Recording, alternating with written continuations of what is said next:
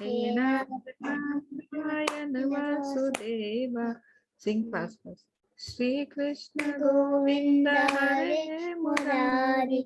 He Nath Narayana Vasudeva. Shri Krishna Govinda Hare Murari. He Nath Narayana Vasudeva.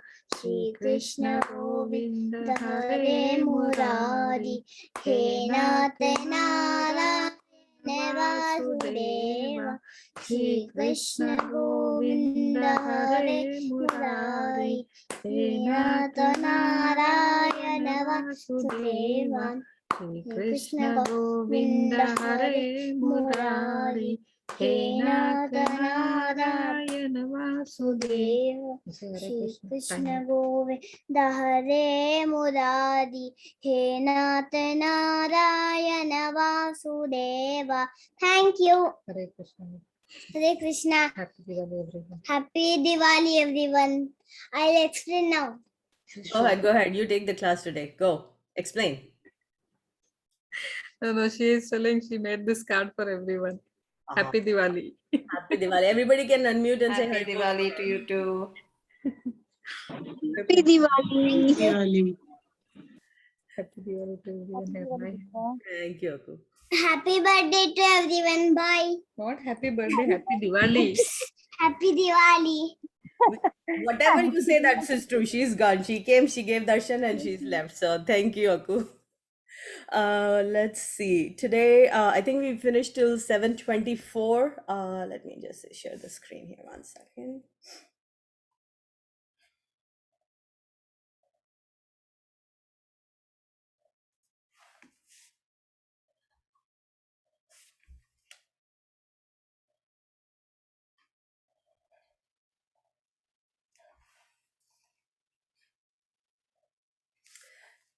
Who would like to read? Please raise your hands.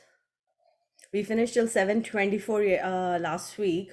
So we're going to be doing from, let's try and finish chapter 7 today, please, if we can. So anybody, you can all unmute, right?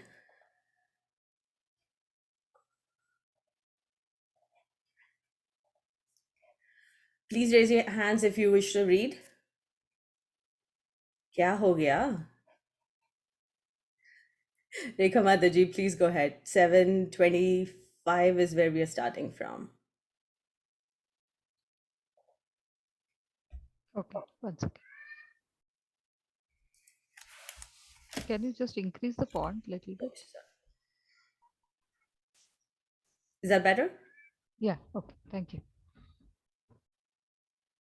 Text 25. Naham prakashah sarvasya yogamaya samavritah mudhoyam nabhijanati loko mamajamavyayam. Translation: I am never manifest to the foolish and unintelligent.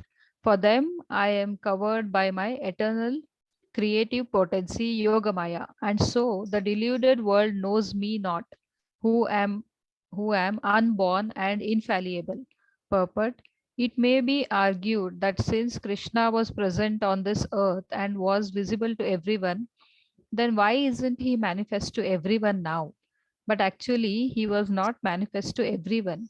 When Krishna was present there were only a few people who would understand him to be the Supreme Personality of Godhead. In the assembly of Kurus, when Shishupala spoke against Krishna being elected president of the assembly, Bhishma supported him and proclaimed him to be the Supreme God. Similarly, the Pandavas and a few others knew that he was the Supreme, but not everyone. He was not revealed to the non-devotees and the common man. Therefore, in the Gita, Krishna says that but for his pure devotees, all men consider him to be like themselves.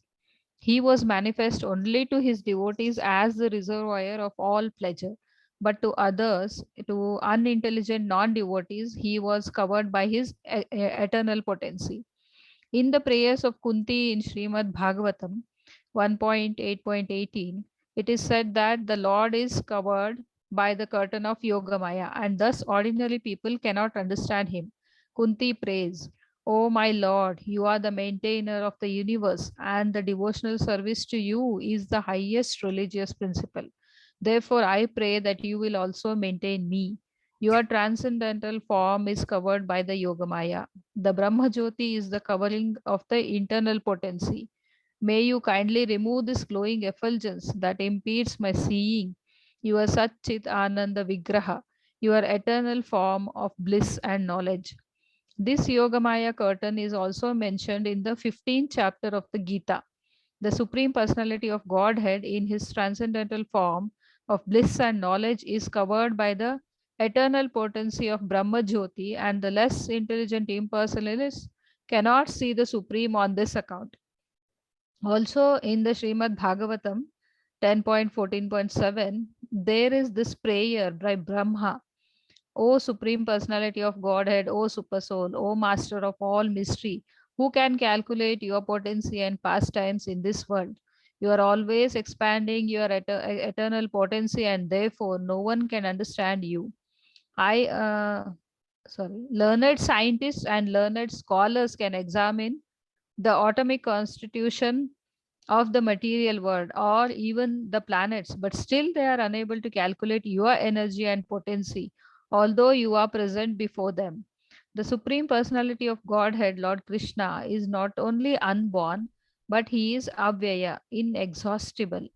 His eternal form is bliss and knowledge, and his energies are all inexhaustible. Hare Krishna. Hare Krishna, thank you so much for reading. So, last week when we were reading from verse 720, I think, to 724, we read the primary before we come and discuss this one. So, small question. Let's see if how many of us went back and read it. If I can have by raise of hands, what is that one primary quality that differentiates a devotee between, or who's the devotee that goes to a demigod versus who's the devotee that comes to Krishna? If that question were to ask, what would the answer be? So there are some devotees that are, going to Krishna. There are some devotees that generally have an aptitude to go towards demigod. So what's the difference between them? Itna sannata kyun hai bhai? Why so much silence? Nobody wants to talk today. Jigna Mataji, go ahead. Yeah, for material things, devotees go to demigod, Okay. and for getting liberation, Okay. we go to Krishna consciousness. Okay, so what happens since you volunteered? I'm going to ask you this one other question. Yeah. The gifts that are given to the gifts or the blessings that are given to us by demigods, are they permanent, or what is given to us by Krishna permanent? No, demigod is not permanent. It is just last for short period. Okay, after getting your wish completed, that is done. But with Krishna consciousness, it lasts forever. And where you stop, you start again. Perfect. Like, Perfect. Your answer is absolutely correct. So Ramashesha Mataji, I know you raised your hand. So I have another question for you. So everything that happens in this universe is driven by what? Is driven by Krishna, right? Is that yes or no? You can unmute yourself, Mataji. Ramashesha Mataji, your hand was raised. Can you unmute yourself? Or anybody else who can unmute. So the question that I had was, if a person wants to wish, he's wishing for some material benefit, that feeling, who controls that particular devotee to go to that demigod? What is the process? We read about this. So a demigod, let's say somebody has a health issue, automatically it is recommended that they should pray to the sun god. That feeling in that devotee to go to sun god, who initiates that or who creates it? Ramashesha Mataji, I think you're unmuted. If you can answer that question. You went muted again. Am I audible? Yes, Mataji, something is wrong with my connection actually. No, I can hear you Sorry. now perfectly. Sorry. So that feeling in a devotee to go to that particular demigod, who controls that or who initiates that? That also is initiated by Lord Krishna only, because you Okay. want temporary gains, and the less intelligent person always goes to the demigods because he wants temporary pleasures. That's that understandable. My question was, so if I have that app, like the feeling to go to, let's say, sun god, or feeling to go to goddess Lakshmi, or feeling to go pray towards Lord Saraswati, who initiates that in us? That desire for something is the one which initiates us to go to that god. I want wealth, so I go to goddess Lakshmi. So who If I want initiates? health, I No, go to.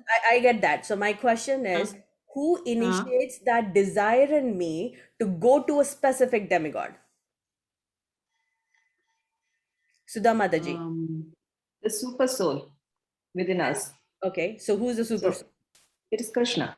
Perfect. Okay. So now the next question is, so I have a desire for feeling, getting something. So the super soul in me is saying, okay, he's initiating, he creates that feeling in me to go to that specific demigod. Now I go and pray to that demigod, right?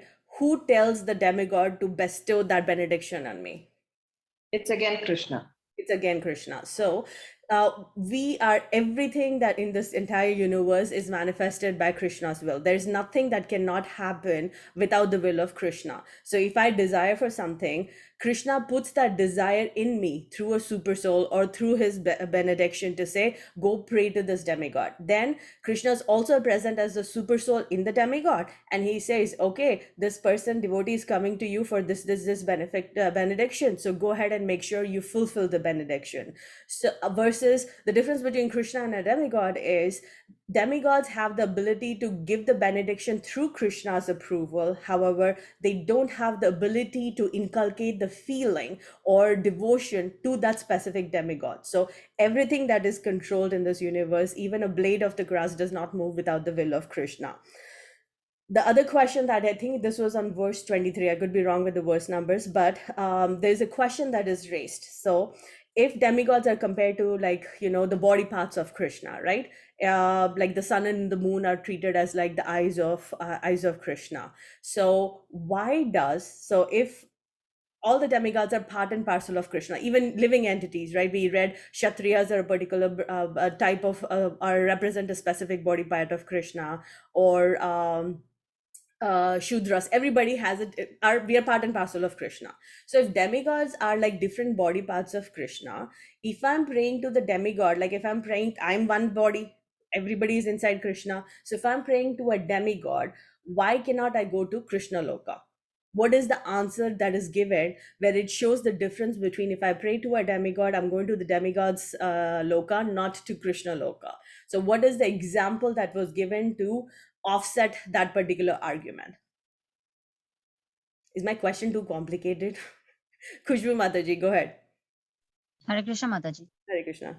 Mataji, demigods are compared to the body parts of Krishna. So it's the way it is explained here is that the food cannot be supplied through ears or hands or other body parts. It has to be this is what is the so they cannot be a competitor to Supreme God, and that is the reason they are they don't have that power, and it's only Krishna.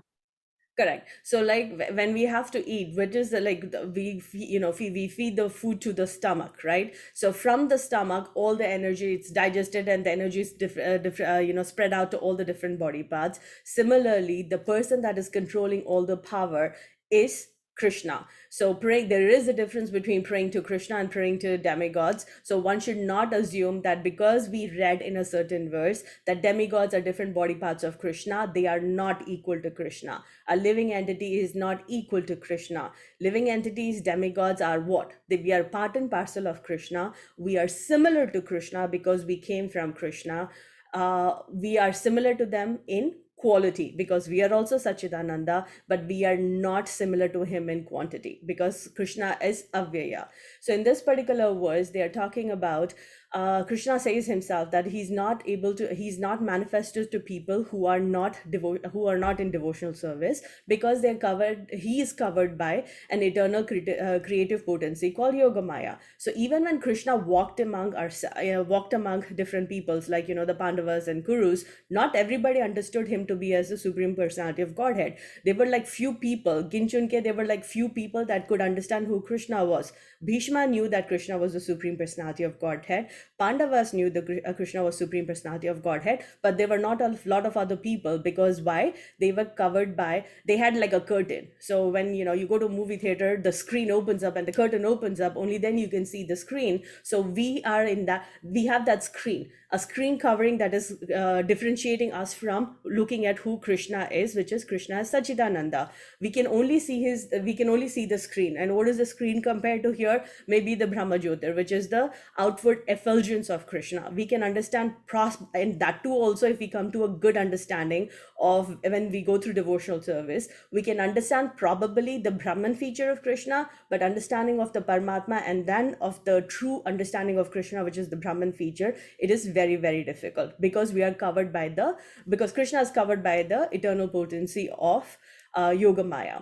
One example that I remember Mataji sharing in the 18-day class is, let's say there is a person is going to, there are two people that are going to a very beautiful hill station, right? One person has his vision very clear. There's another elderly gentleman who has cataract in his eyes. So they're going on a very hilltop, beautiful viewpoint. Now, is the vision that both of them are seeing, is it same or is it different? It's different. It's Why is different. Why is it Mataji. different? The person with It's cataract will different, have a Mataji. blurred vision versus the person with a better vision could see the colors and the formation properly. Perfect.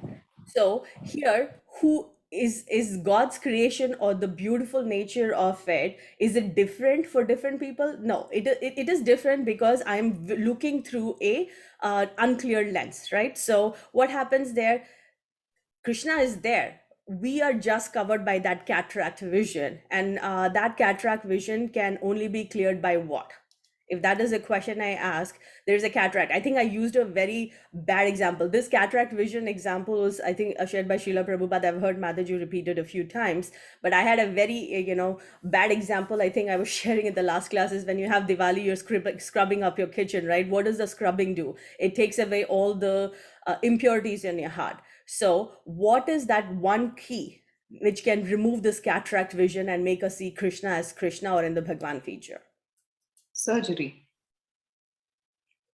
I'm giving you an example, Mataji. Sorry. Yeah. So no, I mean, so similarly, you have to cleanse yourself, and Right. you have to build knowledge for us to act. One has to build knowledge, and only then they can see the vision of Krishna. And as we do a lot of devotional service, is how we get closer and we get clearer vision of Krishna. Okay. Is there anybody else who would like to chime in? What can be done? Please raise your hands, because I can't see who's unmuting. Jigna Mataji, did you want to add something? Yeah, Mataji, you have to cleanse your heart. That's why I'm asking, how do you do that? Mataji, through knowledge, through chanting, and through devotional service, and by following the 4 rules. And what are the 4 rules, Mataji? Illicit sex, then no meat eating, no gambling. Fourth one. You can add in the 4th one. Fourth one, please go add karo. No intoxication. हाँ, no intoxication. कोई तो add कर दो. अभी पता चल रहा है. When I ask her, कोई तो. Right, very good. Thank you. Rekha Mataji, did you want to add something? Yeah, actually, Krishna himself says using the jnani is the best according to him. So the steps of knowledge, like realizing I am the soul and not the body. So I think these steps are also required, like to cleanse ourselves. We have to go through the ladder also. Perfect. To reach him. For reach him. Perfect. Shobha Mali Mataji, Hare Krishna. I am seeing you put in Hare. Oh, sorry, you were just saying Hare Krishna. I apologize. I thought if anybody wants to chime in, please don't put it in the chat. Just just share it. Sudha Mataji, did you want to add something more? Yes, Mataji. Just that even the association of devotees and being getting ourselves associated and aligned with the spiritual master is also the key to get closer to Krishna. Correct. So very simple process that is recommended in Kali Yuga is what to do the remove the cleansing or remove the cataract vision of us is nothing but chanting. So keep chanting, keep reading, keep understanding, and be in association. That is the key to get rid of the cataract in our eyes, which is nothing but not the actual cataract. This is just an analysis that is given so that we can go ahead and try and clear that covering that is letting us stop from understanding who Krishna is and what does Krishna represent. Krishna is Sachitananda, and we can understand him in the true form, and then we skip the cycle of birth, death, old age, and disease. Okay, any questions on this before we move ahead to the next one? Yes, no, maybe, kuch bhi nahi? No, Okay. Mataji. Hare Krishna. Who would like to read? If nobody raises hand, I'm going to just pick people. I like to hear you voices sometime. Are koi to haath utha do. Khushbu Mataji, go ahead. Yes, Mataji. 20s. Mataji, could you increase the font? Okay. Vedaham samiti tani vartamanani charchujun bhavishyani cha bhutani ma tu ved na kaschana.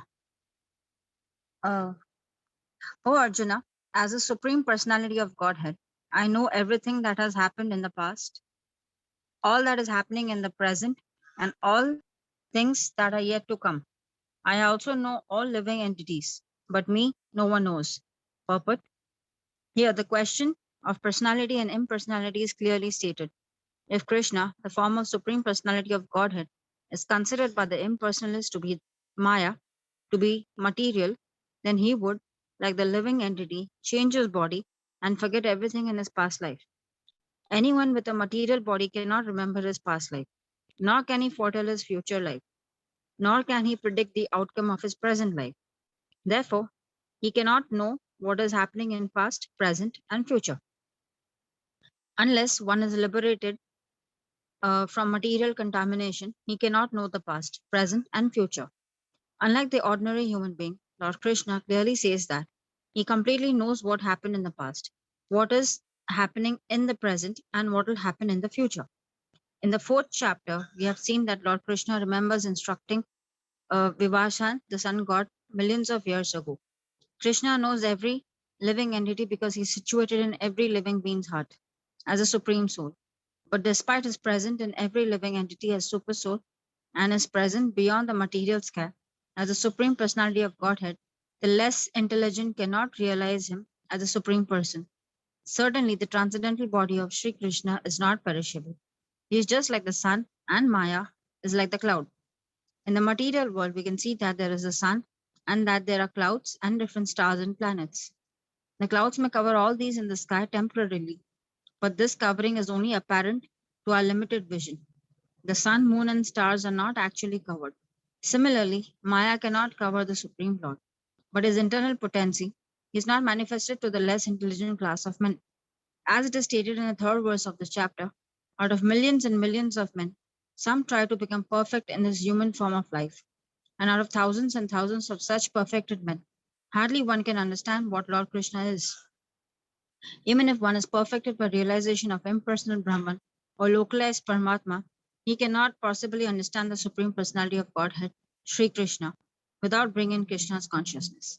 Hare Krishna Mataji. Thank you so much, Mataji. So here, what they're basically saying is, Krishna is saying that I know everything that happened in the past. I know that as everything happening right now, and I know what is yet to come. I know each and every living entity, whether it's the smallest of smallest animal, whether it is the biggest of the mammals. I know everything because how does Krishna know it? Krishna knows it because he's a super soul present in everything, and he knows the wishes and desires and what every living entity has done in the past, in the present, in the future. So it is very clear that when when we are understanding the difference between, or where the debate comes between whether Krishna is personal or whether the impersonalists think about him as Maya, as somebody that gets a form, gets a shape and a particular body type when he comes, and then when once his objective is finished, then he goes into this power format where he doesn't have a form. So if Mayavadis were to be correct, then what happens is, then it means that his form is material, meaning it will have a shelf life. But here they are proving, Krishna is saying himself that I know what happened in the past, I know what is happening right now, and I know what will happen in the future. That cannot happen if Krishna's body was material. Krishna is spiritual in nature. That's the reason why there is no beginning, end, or middle for him. They also come to an what they're also trying to prove a point here is there are a lot of references where it's being said, because when Krishna starts explaining about or answering the questions of Arjuna, Krishna is saying in the 4th chapter that Krishna remembers instructing this knowledge to the sun god Vivaswan, but then over the course of the time, the information that was supposed to come down disciplining succession got broken up. So he came back again to reestablish dharma and spread this knowledge. Now Krishna is saying, I know each and every living entity, that is what the desires is, what they did in the past, what they did in the present, and what they're going to be doing in the future. However, so if that is the case, then one needs to understand, and again, how is Krishna knowing everything? Because he's present at the super soul. He's not using somebody else to gather the information. So let's say there's a teacher in the class, right? And the teacher is absent. And what happens then? And she puts a substitute. A substitute comes into the class. A work is given, and they were supposed to finish some particular A to Z. Instead of A to Z, it was supposed to finish A to B or A to C. Some particular syllabus was need to be finished. Now, the teacher had given a plan. However, she has handed it over to what? She's handed it over to some other person, correct? Like a substitute teacher. Now, if the teacher needs to know when she's coming and picking up back the class, who does she have to know what happened in the class? Will she know herself what will happen in the class, or she has to depend upon knowledge of somebody else? And the substitute, na, Mataji? She has to know, she has to get that information from where? She has to get that information from a substitute teacher. Correct. Thank you so much, Igna Mataji. So here what they're basically saying is Krishna does not depend upon everybody. Krishna knows everything. And if Krishna's body was material, then he would forget. So once our, like we are all living entities, we get a material body, and then what happens? We go and pick up another body unless we become realized and go back to Goloka. So I don't remember what happened in my past life because I have a material body. I don't have knowledge about what happened in the past. I don't know what happened, what's going to happen tomorrow. So forget about knowing what is going to happen in the future. So that is how Krishna is proving a point that he is somebody that is a person. He is somebody that does not have no beginning, no middle, and no end, because he's present as the super soul of everything.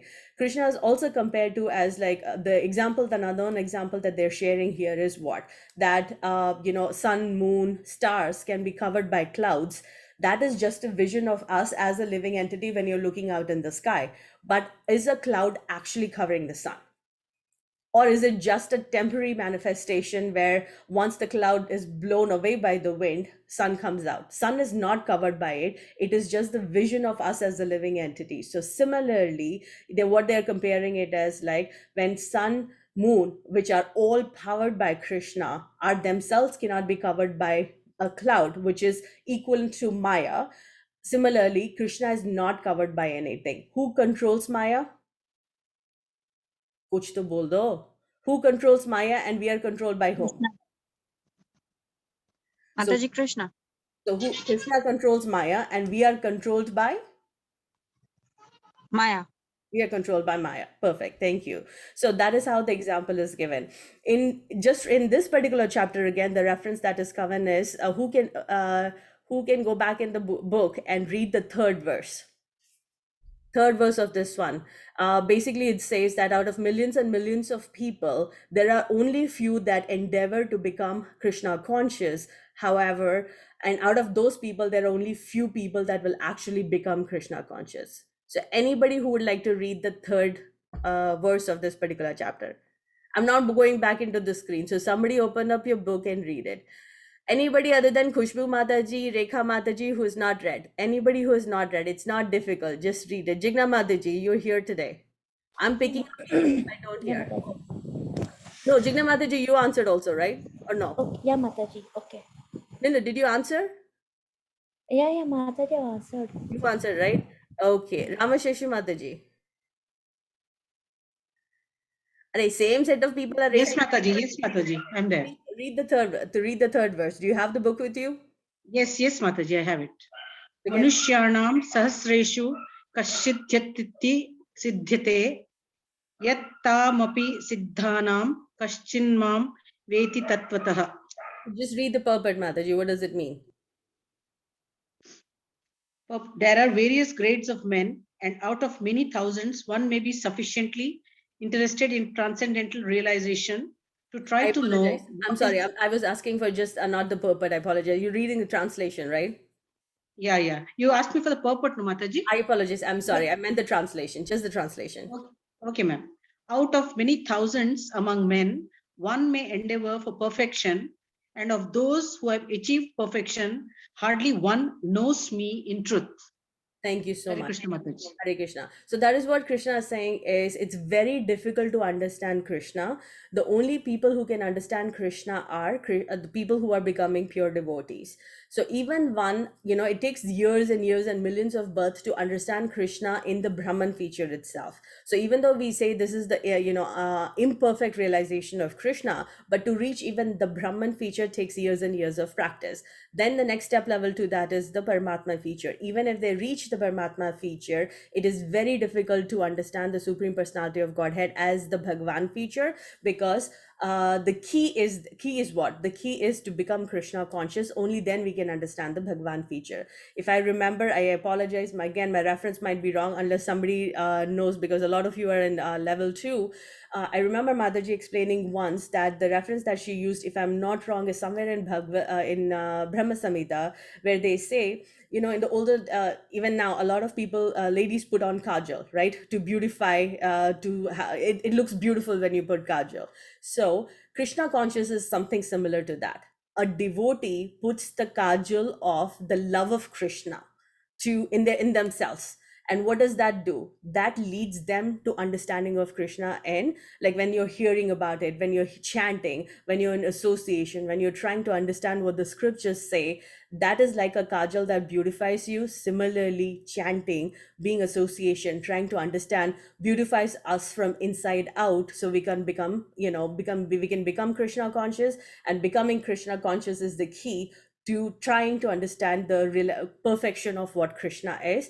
And what is Krishna? Krishna is Sachidananda. Who am I?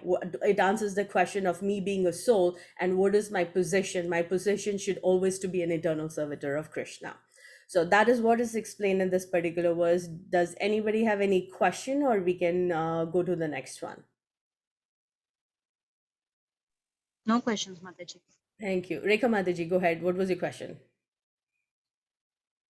No, not a question. Just I wanted to add that Krishna says here that he was there before, he knows the present and past. So it's similar to the verse in second chapter, it is 2.12, where he says, Natve vaham jatunasham natve na neme janadipaha nachaiva na bhavishyasmaha sarve vayam atah param.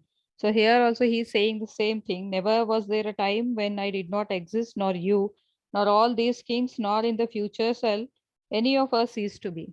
I thought it is a similar thing, what you are saying there. That is not right, Mataji. That was my next question. You took out my question from me, but thank you. That was going to be my next question. Is we read a similar verse in chapter 2, but thank you so much. That is perfect. So Thank you. he's explaining to, because what is he answering that question for? He's answering the question to Arjuna to say, why are you worried about it? You are worried about this current life. Oh, my brothers are there. Oh, my teacher is there. Oh, my grandfather is there. So why are you doing this? Because like you, like me, they have been there in the past, they are here right now, and they'll be there in the present. So bad, Rekha Mataji, for taking away the question. I apologize, I'm just kidding with you, but that was going to be my next question. Is we read something similar to this in chapter 2, and I was going to ask the verse. So thank you so much for adding. Jigna Mataji, did you have a question? Yeah, Mataji. Mataji, I wanted to ask you that if God knows everything, what is present, future, and past? Okay, so He is like, see, now suppose if I'm fighting with someone, so is it He aware that I'm going to fight with someone, or if something like that? And if it is that, then why I'm fighting, or why I'm getting angry? Okay, so we kind of read this in the you know in the beginning of the chapter also, right? What is Krishna giving us? What is Krishna giving us? He is giving us a free will. So even though Krishna knows what we did in the past, what we are doing right now, and what we're going to do in the future, he has given us the independence. Now, what am I going to do with that independence? That is all up to me. So if I'm having a fight with somebody, Krishna's not making me fight, right? Because Krishna is present as the super soul in all of us. I am choosing to do that. I have to be accountable for what I'm doing. I can't unfortunately put the blame on Krishna. It's like, you control everything. You're the reason why मैं गुस्सा आ रही हूँ. You're the reason why I'm fighting, shouting at my kid. You're the reason why I don't like to work with my co-workers. We can't do that, unfortunately. So he's there. He is not a dictator. He is there as a friend. We just need to find time to go inside ourselves and ask for help. Remember, I believe it's in chapter 2. Again, I apologize, I'm bad with references, but Mataji was explaining, right? There's a specific verse, and if somebody knows it, because you guys are a lot more learned than I am, there's a verse which, when Krishna is explaining the difference between the super soul and the super soul, I remember visuals. So there's a tree and two birds. So we are like that hopping bird which goes from tree to tree to tree to tree looking for certain thing. But when I'm ready as a soul, I turn to that other bird, which is the super soul. And what is the super soul saying? Acha, now you're ready to listen. Ab meri baat suno. This is how you need to do it, right? So does anybody remember that specific verse? If not, go back and read chapter 2, please. So that's the only answer I can give, my imperfect answer I can give you, Madaji. Krishna has given us the independence. We are responsible for our actions. So if मेरे को गुस्सा आता है, the practical example is it's very difficult to follow. So believe me, I get when I have my lovely teenager trying to argue with everything, अंदर का शैतान बाहर निकलता है. So वो बाहर जब निकलता है, do Hare Krishna 5 times, go into another room, maybe lock yourself up for like 5 minutes and then say, what is the point? Because when you unfortunately get angry, what happens there? Where did you go? Question पूछ के आप भाग गए. Unmute yourself, please. Mataji, I to fight. I'm Yeah, telling right. you very sorry. After you fight, after you even get your point across, do you feel relieved or you get more stressed? More upset and more stressed out. And then I realized कि अरे यार कुछ होने वाला नहीं है इधर. Why did I argue? ठान रखो. But it वो ठान doesn't रखना बहुत go. मुश्किल है. It's very difficult. I understand it. But what I'm saying is, when that urge to fight comes, and this is all like, it's very difficult. If you're chanting, the best way is like, I cannot say it's like, ठंडे एक room में बैठ के chanting करो, उस गुस्से में chanting नहीं होती है. But try and remove yourself from that situation and maybe lock yourself in a room. You can't control everybody else, right? Who can you control is you. Give yourself that 5 minutes, and maybe at that time you cool yourself down, because in anger we sometimes say out some things that whether the other person forgets it or not, it will stay with you. So to answer your question, theoretically, Krishna knows everything. However, Krishna has given us the free will. We just don't know what to do with the free will. We have to have the discipline of controlling ourselves, trying to go inside ourselves to understand who we are. And don't beat yourself tough too much. एक दो बार सबको माफ है, but then again, try and do where you're removing yourself from the situation, because you can't control everything. And that's again my imperfect answer, unless somebody else wants to chime in and see if पहले आपको बहुत गुस्सा आता था, अभी थोड़ा कम आता है. If you guys did anything different, you can share your viewpoints here. एक क्लास में एक क्वेश्चन का भी कोई सब सन्नाटे में बैठे हैं, कोई नहीं. Anybody else that has any practical examples or things that work for them? Like, सब बैठ के like I should do a मौन व्रत right now यार. कोई तो बोल दो. There are 19 people here. Sab sannate mein. Okay, who would like to read next? But that's your answer, Mataji. Krishna answers, knows everything. We are accountable. What actions I do, I'm accountable for it. So only person who can control myself is me. And keep chanting, keep practicing, move away from that situation, and then cool yourself down before you come. Khushbu Mataji. Mataji, I have a doubt. Go ahead. Mataji, we say living beings had their super soul. Then why are we still covered with Maya? So If living beings is the, did you just say living beings are the super soul?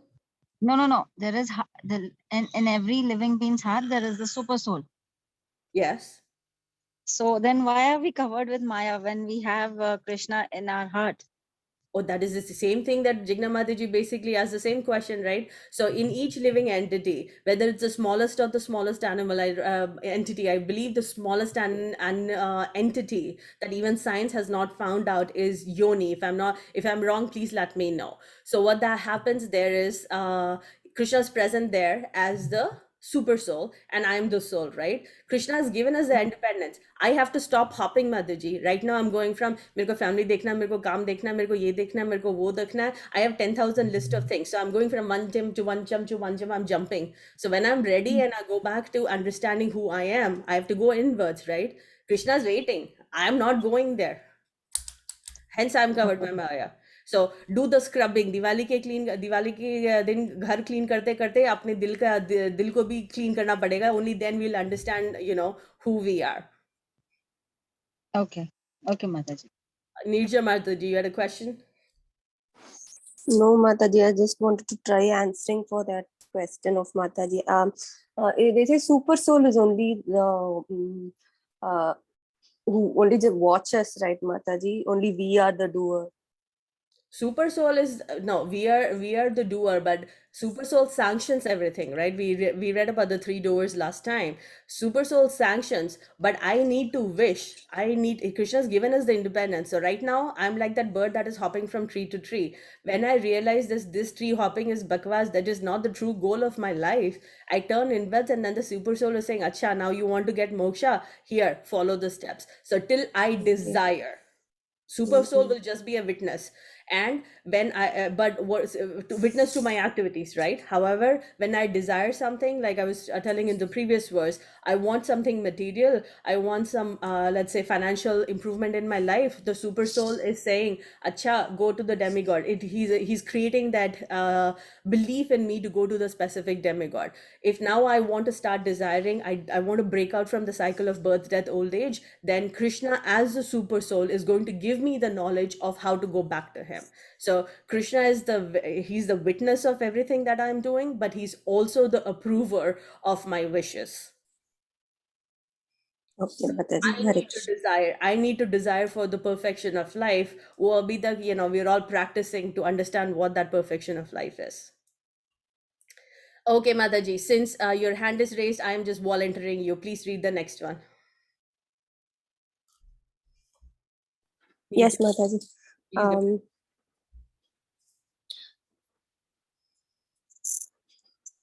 Icha dvesa samyutena bandva mohena bharata sarva bhutani sammoham sajjayanti parantapa. Translation: O scion of Bharata, Arjuna, O conqueror of the foe, all living entities are born into delusion, overcome by the dualities of desire and hate. Purport: the real constitutional position of the living entity is that of subordination to the Supreme Lord, who is pure knowledge. When one is deluded into separation from this pure knowledge, he becomes controlled by illusion energy and cannot understand the Supreme Personality of Godhead. This illusory energy is manifested in the duality of desire and hate. Due to desire and hate, the ignorant person wants to become one with the Supreme Lord and envies Krishna as the Supreme Personality of Godhead. Pure devotees who are not so deluded or contaminated by desire and hate can understand that Lord Sri Krishna appears by his internal potencies, but those who are deluded by duality and nescience think that the Supreme Personality of Godhead is created by material energies. This is their misfortune. Such deluded persons symptomatically dwell in dualities of dishonor and honor, misery and happiness, women and man, good and bad, pleasure and pain, etc., thinking, this is my wife, this is my house, I am the master of this house, I am the husband of this wife. These are the dualities of delusion. Those who are deluded by dualities are completely foolish and therefore cannot understand the Supreme Personality of Godhead. Hare Krishna. Hare Krishna. Thank you so much for chanting that. So again, and as you read, I don't know, like if all of you, since you're reading and you're in different classes, sometimes it makes it easier. Like when you read it consistently, you'll see that there's a flow of information that goes through. So even though it's a different verse, they're just explaining or adding on to the points that has been said before. So the real constitutional position, and this line kind of comes up in like every chapter pretty much two or three times three times a particular 2 or 3 times in different verses, that our real constitutional position is to be an eternal servitor of Krishna, which is nothing but, when we say subordination to Supreme Lord, we are there to serve the will of the Supreme Lord. That specific knowledge is the pure knowledge. So if we understand that, then we don't need to read the Vedas, we don't need to be a master at everything. It's a very simple information of who am I? What is my job? What is my constitutional position? That is to be an eternal servitor of Krishna. If I understand that, not in theory, but practically, and have that realized knowledge, that knowledge is the purest of knowledge. Now, if I'm not in that particular position, that is when I get covered by Maya. I get covered, stuck into the dualities of life, whether it's desire or hate, whether it is, I come into there's honor, dishonor, misery, happiness, woman, man, good, bad, pleasure, pain. So these are all dualities of life that are being explained. I get stuck between those dualities. And the only way to get out of those dualities is to be an eternal servitor of Krishna and to be able to practice Krishna consciousness. So people who are in that particular duality of mind are the ones that are confused, are deluded by thinking that it is Maya that is creating Krishna, versus the opposite is true, where Krishna is controlling Maya and we are being controlled by Maya. So if we need to get out of the cycle of Maya, which is very, very powerful. So Maya is also a power of Krishna. If Krishna is powerful, anything that is created by Krishna is also very, very powerful. So you have to do years and years and millions of practice to break that. But you cannot break that unless Krishna blesses you with that ability to break it.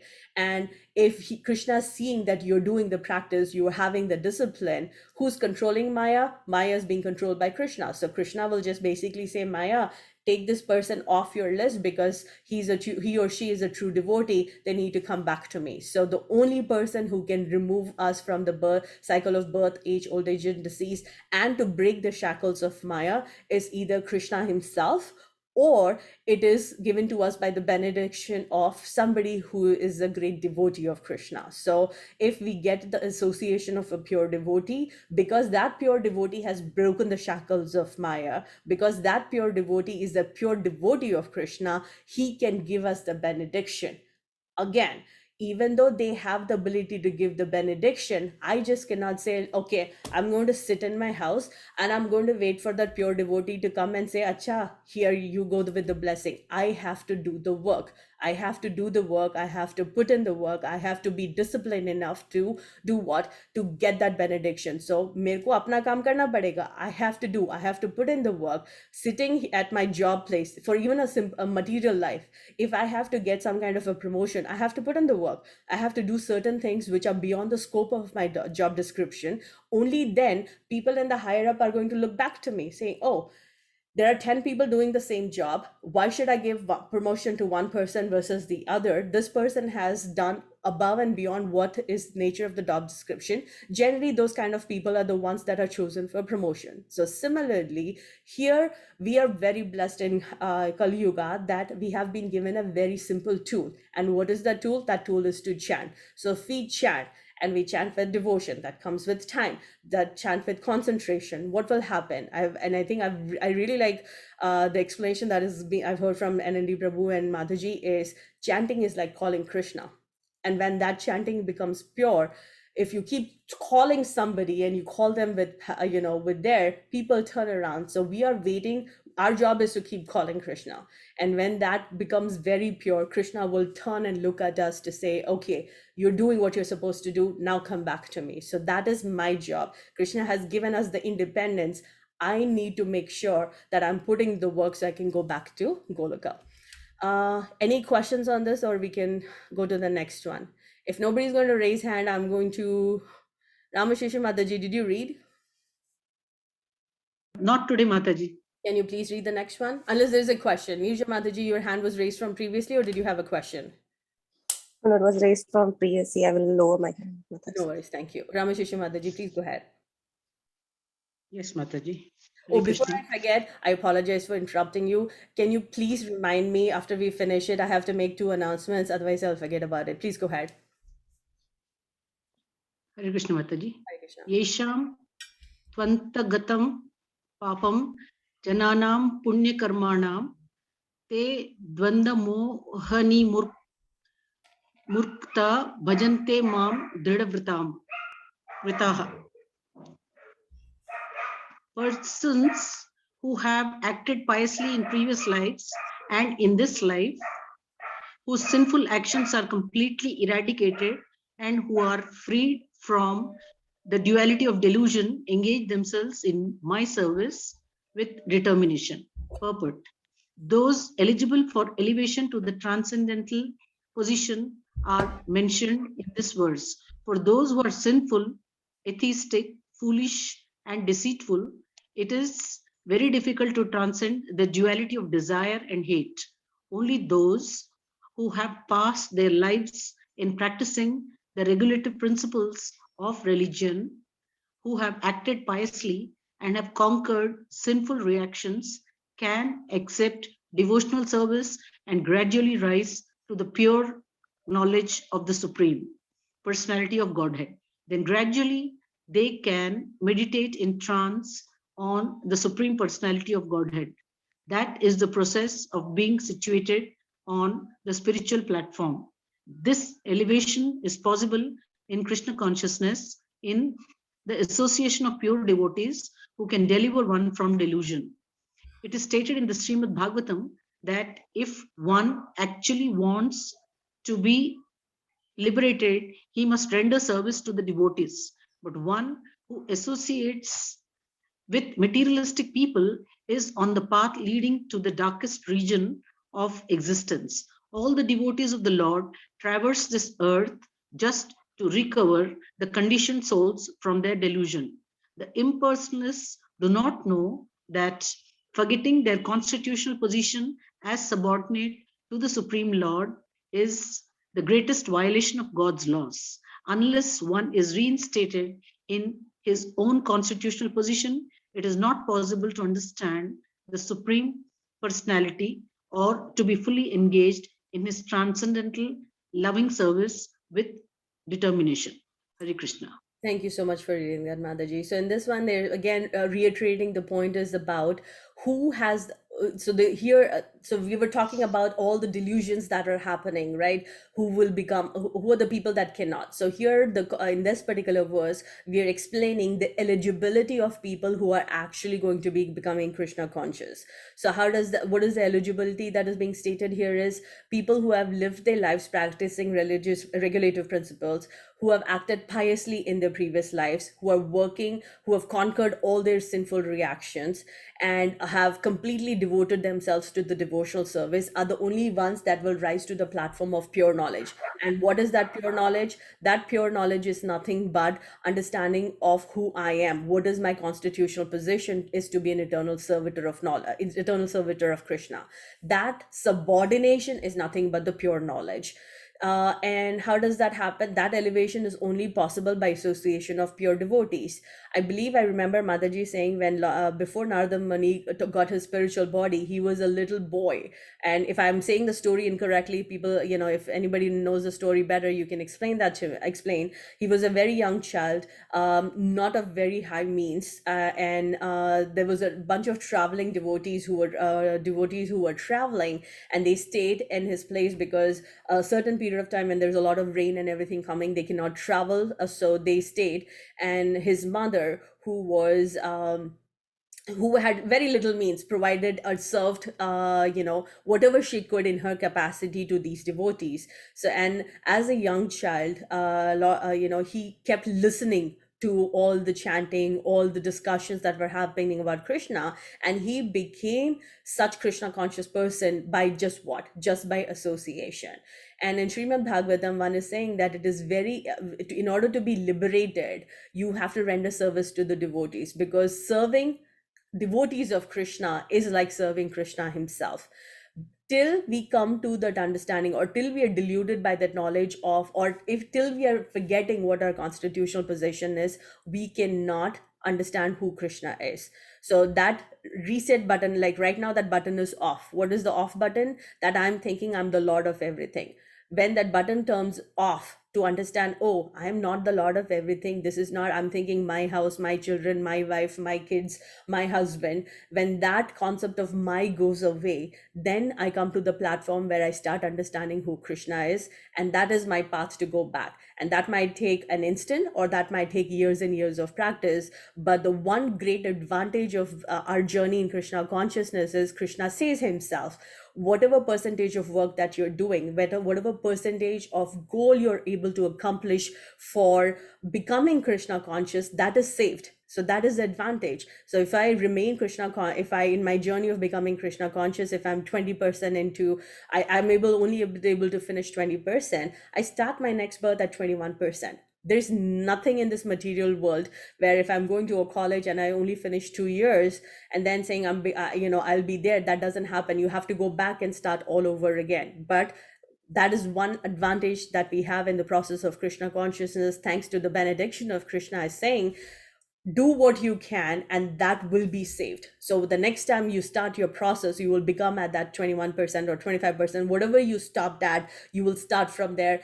Nothing that you're doing right now to become Krishna conscious is ever going to be lost. Who can read the next word? Unless there's a question in this particular verse, it was a short one. Please, let's try and finish the next two. Dr. Nirupama Devi, would you like to read the next one? Sannata hai yahan pe. I have to call everybody. You all can chant 1,000 times better than me. Lekin I have to pick and choose all of you. Otherwise, nobody raises hand. Please go ahead. Hare Krishna, go ahead. Just 29. Yes, ma'am. Jara marana moksha mam asritya yatandiye te brahma tad viduhu krusnam adhyatmam karma chakhilam. Translation. Intelligent person who are endeavoring for liberation from old age and death take refuge in me in devotional service. They are actually Brahman because they entirely know everything about transcendental fruitive activities. Purport. Both death, old age, and diseases affect this material body, but not the spiritual body. There is no birth, death, old age, and disease for the spiritual body. So one who attains the spiritual body becomes one of the associates of the Supreme Personality of Godhead and engages in eternal devotional service, is really liberated. Aham Brahmasmi, I am spirit. It is said that one should understand that he is Brahman, spirit soul. This Brahman conception of life is also in devotional service, as described in this verse. The pure devotees are transcendentally situated on Brahman platform, and they know everything about transcendental and material activities.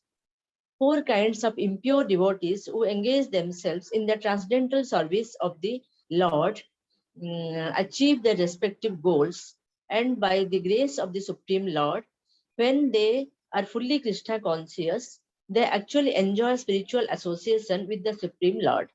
But those who are worshippers of demigods never reach the Supreme Lord in his supreme planet. Even the less intelligent Brahman realized persons cannot reach the supreme planet of Krishna, known as Golaka Vrindavan. Only person who perform activities in Krishna consciousness, Mam Asritya, are actually entitled to be called Brahman because they are actually endeavoring to reach the Krishna planet.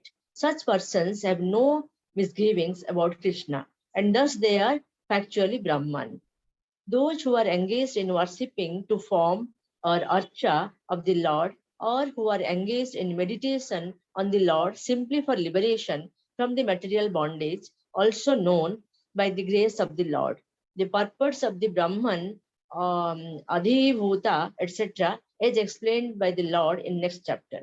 Hare Krishna. Hare Krishna Mataji. So in this particular verse, the 29 and 30th, there's a lot of words that are going to be used. What is Brahman? What is Adhyatma? What is Adhibhuta? So these questions are actually going to be, that's the beginning of the next chapter. So here what Krishna is saying is intelligent people who are endeavoring for liberation from birth, death, old age and disease take devotional in me for devotional service. So when I come to the realization that I want to break this shackle of the cycle of birth, age, old and disease, I'm ready to understand who I am. I'm ready to understand, trying to understand what my nature is. At that particular time, I become Brahman. So in this particular verse, it's a little, I could be very improper in explaining it, but the Brahman is used in different contexts. Here, Brahman, what he's saying is a person who comes to the realization of who I am and is trying to understand what my constitutional position is, and understanding that I'm a spirit, soul, and not a body. That is also called as Brahman, because Brahman can be used in a lot of different contexts. The other way of explaining Brahman is also explained here is a person who's an impersonalist and understands Krishna as the power. That is also the understanding of the Brahman feature. So both the concepts are explained here. So it should not be confusing. So Krishna is saying a person who understands himself as a spirit soul, he's also called as a Brahman. But such kind of a person is ready to be elevated to a higher platform of trying to understand Krishna in the Bhagwan feature. However, the complete opposite, if you're reading is just verbatim, is here says less intelligent Brahman realized persons. Here the context that is being used is used in context of an impersonalist. So the key again in this particular verse that is being repeated again and again, and it's a continuation of it, is unless you are in that devotional service, you cannot understand Krishna as the Sachidananda feature. So what do we have to do is that we have to come to that understanding of the constitutional position. The key, the words that are being also used in this one is what is Adhibhuta, what is Brahman. That is the beginning of next particular chapter. So we'll be, you'll find the answers in that context. So let's try, I think we have some time. Yeah, let's finish this 30th one. Who would want to read this? Are yaar, koi to haath utha do. This is the last verse. Ramashishi Mataji, go ahead. Hare Krishna. Hare Krishna. Sadi bhutadi daivam mam sadi yagyam chaya vidhu prayana kale api chamam te vidur yukta chetasah. Those in full consciousness of me. Sorry, I'm reading from my book. Mataji, can I do that? If you can, the book is a little different, Mataji, if you won't mind reading from the screen. Sure. Those who know me as the Supreme Lord, as the governing principle of the material manifestation, who know me as the one underlying all the demigods and as the one sustaining all sacrifices, can with steadfast mind understand and know me even of the time of death. Purport. Persons acting in Krishna consciousness are never entirely deviated from the path of understanding the Supreme Personality of Godhead. In the transcendental association of Krishna consciousness, one can understand how the Supreme Lord is a governing principle of the material manifestation and even of the demigods. Gradually, by such transcendental association, one becomes convinced of the Supreme Personality of Godhead himself, and at the time of death, such a Krishna conscious person can never forget Krishna. Naturally, he is thus promoted to the planet of the Supreme Lord, Goloka Vrindavan. This 7th chapter particularly explains how one can become a fully Krishna conscious person. The beginning of Krishna consciousness is association of persons who are Krishna conscious. Such association is spiritual and puts one directly in touch with the Supreme Lord, and by his grace, one can understand Krishna to be the Supreme God. At the same time, one can really understand the constitutional position of the living entity and how the living entity forgets Krishna and becomes entangled in material activities. By gradual development of Krishna consciousness in good association, the living entity can understand that due to forgetfulness of Krishna, he has become conditioned by the laws of material nature.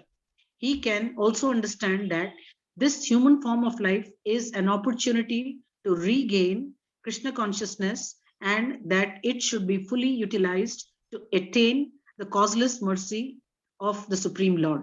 Many subjects have been discussed in this chapter: the man in distress, the inquisitive man, the man in want of material necessities, knowledge of Brahman, knowledge of Paramatma, liberation from birth, death, and disease, and worship of the Supreme Lord. However, he who is actually elevated in Krishna consciousness does not care for the different processes. He simply directly engages himself in activities of Krishna consciousness and thereby factually attains his constitutional position as eternal servitor of Lord Krishna. In such a situation, he takes pleasure in hearing and glorifying the Supreme Lord in pure devotional service. He is convinced that by doing so, all his objectives will be fulfilled. This determined faith is called Dhrida Vrata, and it is the beginning of Bhakti Yoga or transcendental loving service. This is the verdict of all scriptures. This 7th chapter of the Gita is the substance of that conviction. Thus end the Bhaktivedanta purports to the 7th chapter of the Srimad Bhagavad Gita, the matter of knowledge of the Absolute. Hare Krishna. Hare Krishna, thank you so much for reading it. So this is kind of like a summary of what we have read in this particular chapter. So the key words that I was talking about, the questions that are going to be, that's how chapter 8 is going to begin, is it talks about Adi Bhuta, Adi Devam, Adi Yagnam, and then so these words will be explained in the first two verses of the next chapter.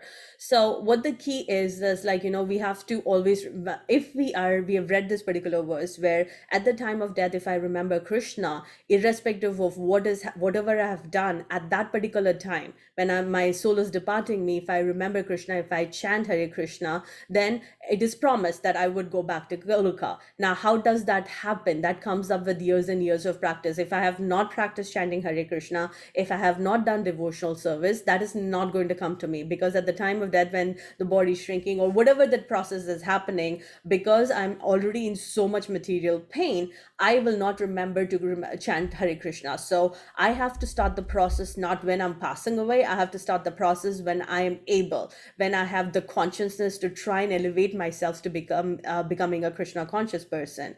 Because a person who is in Krishna conscious can never deviate from the path of understanding who Krishna is and understanding Krishna as the Supreme Personality of Godhead. So this particular chapter of chapter 7, the first thing that we read, I believe, is in the third verse. I could be wrong, but in the first 3 verses, we spend a lot of time in understanding what is the process. The first step is hearing about Krishna, because that hearing is called Shravanam. That process is very, very powerful. When we chant ourselves, we are hearing what we are chanting, right? That cleanses us up. That hearing process is very important, and hearing not just from any ABC person, hearing from a person who's come down disciplinic succession, that has a lot of power. So the process begins with coming in association of such people. The process becomes from hearing, and then our cleansing process starts. So once we become Krishna conscious, then we understand, why am I here? If I am an eternal servitor of Krishna, what made me come to this material world, which outwardly looking, I have all the facilities. We are speaking to each other through a technology where we are all in different parts of the world and we are still able to communicate with each other. But is that the true happiness? That is not the happiness that I'm looking for. The true happiness is to be in the constitutional service of Krishna. Only that is true happiness. Now, why did I come into this material world? Because I wanted to enjoy something other than Krishna. So Krishna is so benevolent that he said, okay, you want to enjoy something other than me? Go into this material world, and when the time comes and you want to come back to me, he also provided us the Veda. He also gave us different acharyas to, acharyas are like are that spirit soul that are roaming this particular world to try and say, when I am ready to listen, when I am ready as a soul to want to go back to Krishna, they're collecting these souls, they're imparting knowledge, and they're collecting these souls to do what? To take them on a path back to Goloka. So our process, we are here because we have forgotten what our constitutional position is. And as all of us who are practicing Krishna conscious right now, what are we trying to do? We are trying to chant. We are trying to get into the discipline of understanding what Krishna is, doing the discipline of chanting, doing the discipline of understanding different scriptures. So we come to the position where I am channeling, or I am putting a schedule of becoming Krishna conscious in my life. Get up in the morning to chant. Try and allocate like half an hour to yourselves. You get up 5 o'clock, try and get up at 4:30, try and do, because we all householders, we all have 10,000 different things. Our list of to-dos never gets completed, right? So when you begin in the morning, you say, I have to do 1, 2, 3, 4, 5, 6, 7, 8, 9, 10. When you try and sleep at night, even if you're sleeping later, a lot of time that work does not get finished. So if we are spending so much time on trying to maintain or trying to attain some material benefit, when we now have the understanding of what should our final goal be, let's allocate some time to become Krishna conscious. So he who is elevated in Krishna consciousness does not care for the different activities. Now, all these different paths, whether I do karma yoga or jnana yoga or bhakti yoga, these are different processes that Krishna has explained. But the simplest processes, you don't have to climb that ladder. We have read about the bhakti ladder, right? So instead of going from some bottom up, the very simple processes, become Krishna conscious, bhakti yoga is the best way to go. So that is what is being clear. It's like we need to have dhrida varta. Dhrida is nothing but what? It is firm determination. And what is my firm determination? Whatever I can do. So right now, you can't go from 0 to 10,000, our goal in 100 in like that 1 second. No. So do slowly and slowly do what you can do. Allot yourself the time to do something to improve your spiritual being. So that determination, Dridha Varta is nothing but the determination in us. Krishna has given us the free will. We are choosing not to go back to Krishna. So if I need to improve my life, if I need to go back and trying to understand who I am, I need to have the determination. I cannot just put it on Krishna saying, you're the super soul in everything. You are the powerhouse of everything. Nothing can move without your free will. You're the reason why I'm here. No, Krishna has given us the free will. We need to make that decision. We need to make that choice of becoming Krishna conscious. And when that desire comes in me, then Krishna will give us a way to try and, go back to him. So it is all up to us what we do. So give yourself a schedule to become Krishna conscious, whether it's 20 minutes, whether it's 30 minutes, whether it's an hour, but schedule it, because then it gets it done. If you add it to your to-do list and add it to the top of your list for it. So that ends our 7th chapter. Is there any questions before I make the announcement? Mataji, I just wanted, sorry. Go ahead. Mataji, actually, I am doing 16 rounds for the past 6 months, every day without fail. To see great. My mind, keeps going off. I have to pull it back again and again. How do I steady my mind is the question. Okay, I should be asking you the question, Mataji. Unfortunately, I'm not at that level, but practice, Mataji. That's all I've heard Mataji saying is like, your job is to do, right? Mind's job is to get deviated. So when you are conscious yourself, right? When you're chanting, when your mind is going out, yes or no? Yes, Mataji. So tell your mind to come back. That's all.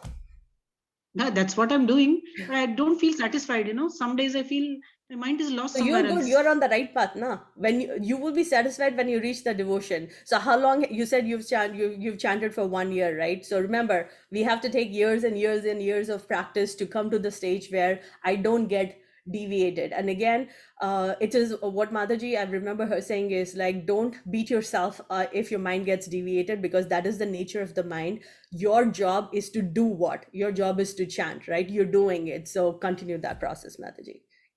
When Krishna, we are chanting, right? We are calling Krishna. Krishna ek din to mud ke dekhega, yaar, it's like, yaar, tum log kaam kar rahe ho here, good job. I'll give you the benediction. So we are just waiting for that. Okay. Hare Krishna, Mataji. Thank you. Hare Krishna, Hare Krishna. Is there any questions in the verse that we have read? अरे इतना सन्नाटा क्यों है यार? मैंने इतना तो नहीं सुनाया. Nothing? We'll read it and then come back to you, Mataji, next time. Hare Krishna. That is a good one. Hold on.